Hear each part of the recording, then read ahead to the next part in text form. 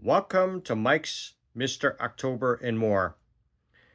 You've seen a soccer card of Germany's greatest soccer player from the Bundesliga, and that's Gerd Muller. And he is the all-time scorer in Bundesliga history. He played for Bayern Munich for 15 years and scored 365 goals. But once I turn around the camera, I'll give you some more statistics on Gerd Muller. I have one little more bonus soccer item. And then what we'll get in is into the meat of the episode on the 1972 in-action cards with its partner.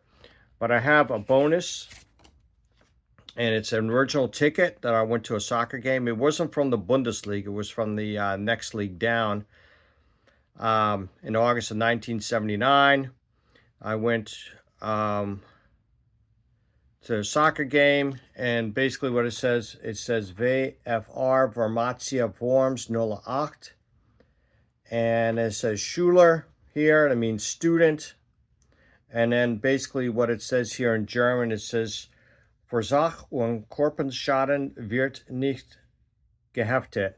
So basically what that means in translation, liability, it says not liable for property damage or bodily injury. So there you go. That's an original ticket stub from August of 1979.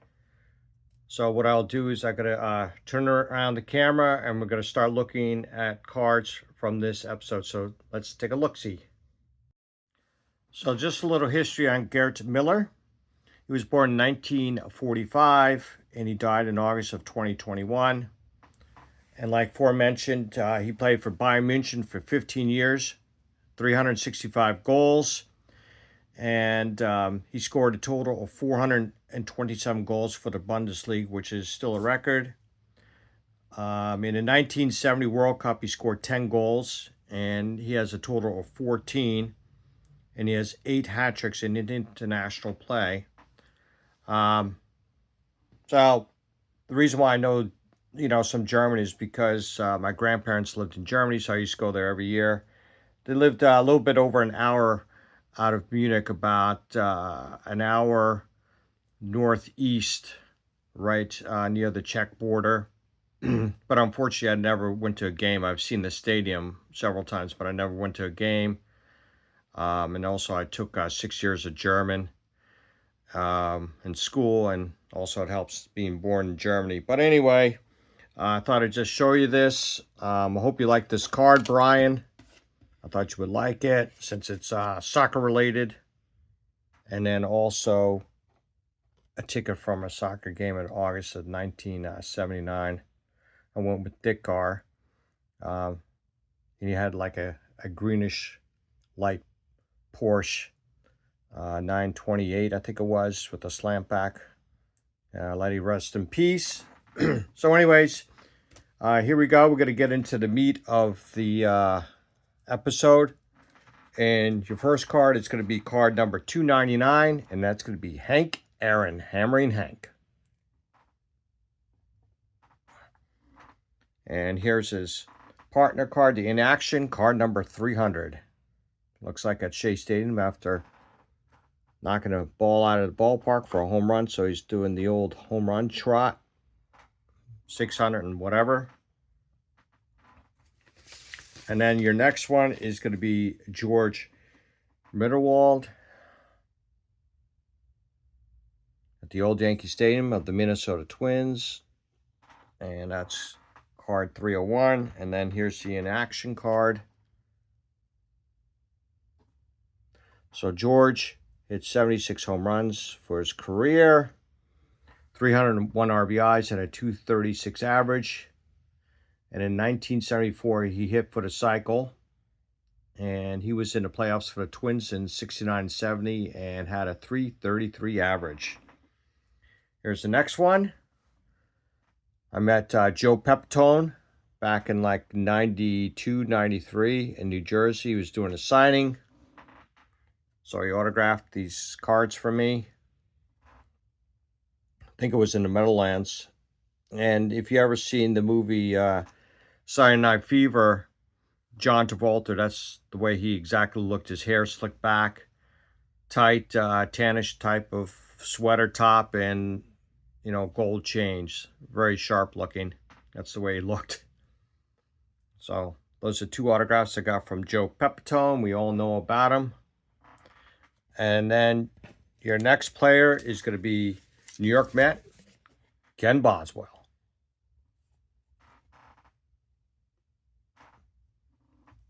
And here's his in-action card. Here's the backside. So you're a baseball expert by Harry Simmons. So there you go, Ken. So he had 31 home runs for his career with a 244 RBIs and a 248 average. And he was with the world champion 69 New York Mets.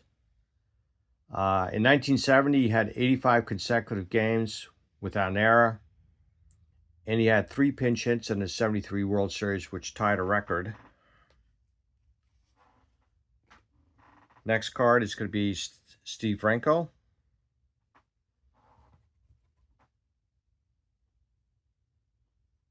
Let's see if we can get him there. And here's his partner card, 308.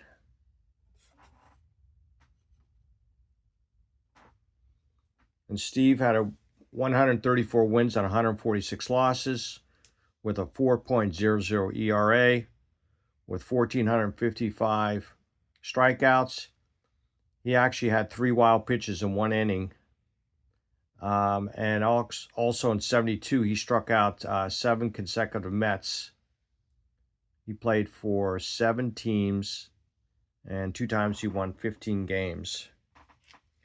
And here we go, card number 309, 310, Hall of Famer. And I think everybody recognizes this player. I don't have anything to say since we all know about the late, great Roberto Clemente. There you go.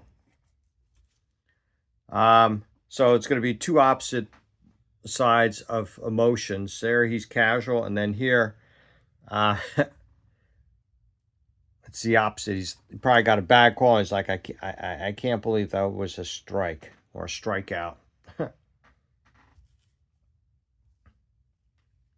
And these cards are from my original childhood collection. Next one is going to be Clay Carroll, the Cincinnati Reds. Card 311 and 312. Here's a nice in-your-face type of action shot.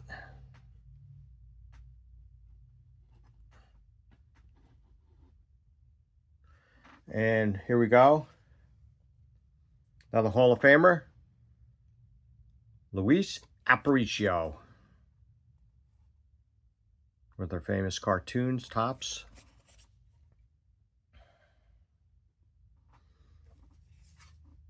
Nice in action with Horace Clarke there at the old Yankee Stadium.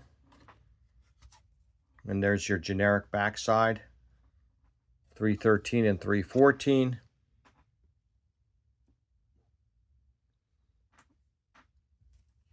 Next one, Ken Singleton. And like I mentioned in previous episodes, I just love the Mets cards in the 72 set with that yellow and the red. Ken Singleton there in action. He wasn't really much of a player in the beginning with the Expos and Mets, and then when he went to Orioles, he exploded, became a real great player. So what I'm going to do is I'm going to take down these cards, and we're going to go to the next. Here we go. Always got a kick out of this player, Tito Fuentes, because in some of his other cards later on, he wears a headband, sweatband around his head there. Nice end action card. Love that one. Like he's doing ballet or something. Whoa. Tito, let's get you up there. And he hit 45 home runs, 438 RBIs, and a 268 average. He was a switch hitter. And he only had 6 errors as a second baseman in 73, which was a record at the time. Next one is Bob Robertson, for your pirate lovers out there.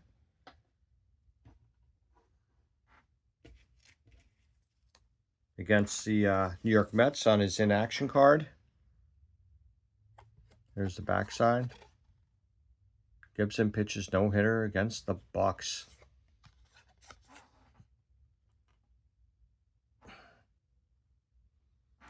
He had 115 home runs for his career, 368 average and a 242 average. 368 RBIs and a 242 average. In Game 1 of the 71 NLCS, he had 3 home runs. Game 3, he hit a home run, and then he had 2 home runs at the 71 World Series. In 1970, he hit 27 home runs, and in 71, he had 26 home runs. Here we go.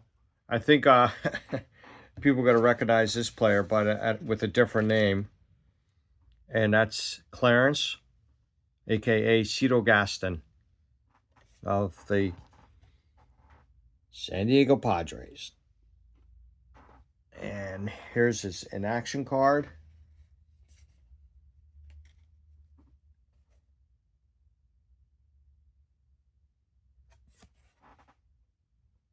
And that's against the San Francisco Giants. That's Dick Dietz behind the plate. And Tito had 91 home runs, a 387 RBIs, a 256 average, a one-time All-Star. And in 75, believe it or not, his roommate was Hank Aaron. And just to go back a little, in 1970, he had 29 home runs, 93 RBIs, and a 318 average with the Padres. By far, that was his best season. As a manager, after he retired, he won 894 games with 837 losses with the Blue Jays. And as we know, he was back-to-back World Series champs with the Blue Jays in 92 and 93. Okay, here we go. I think people got to recognize this Hall of Famer for card 433 and 434. Greatest catcher ever, Johnny Bench.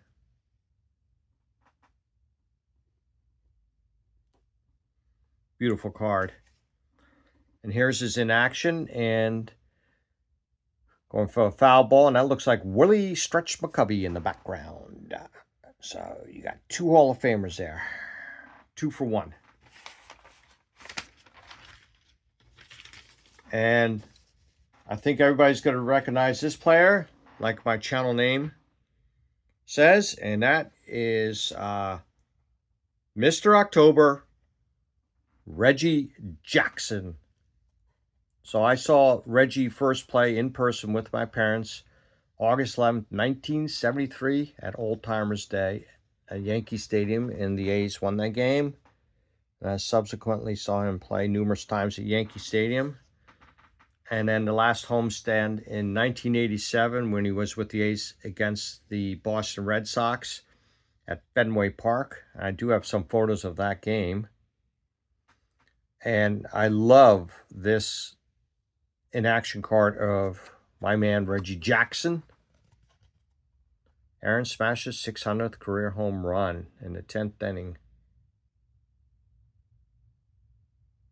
April 27th, 1971. It's a beautiful card of Reggie. So I hope you really enjoyed this episode. So if you can, if you'd like to, give me 1 or 2 thumbs up. Any comments would be greatly appreciated. The more the merrier. Matter of fact, this past week I got 10 subs, up to 196 subs. So let's get 4 more, guys. So pass the good word. Let's get up to 200 and beyond. The more the merrier. So I really appreciate everybody watching my episode. And thanks for watching Mike's Mr. October and more.